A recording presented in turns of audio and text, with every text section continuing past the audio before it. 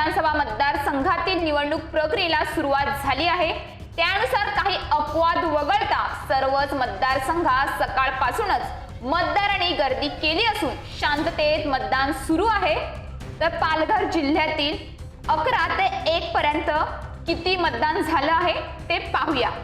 128 डहाणू मतदारसंघात 40.2%, 129 विक्रमगड मतदारसंघात 32.1%, 130 पालघर मतदारसंघात 34.22%, 131 बोईसर मतदारसंघात 32.5%, 132 नालासोपाऱ्यामध्ये 30.35%, तर 133 वसईमध्ये 34.53% इतके मतदान झाले आहे।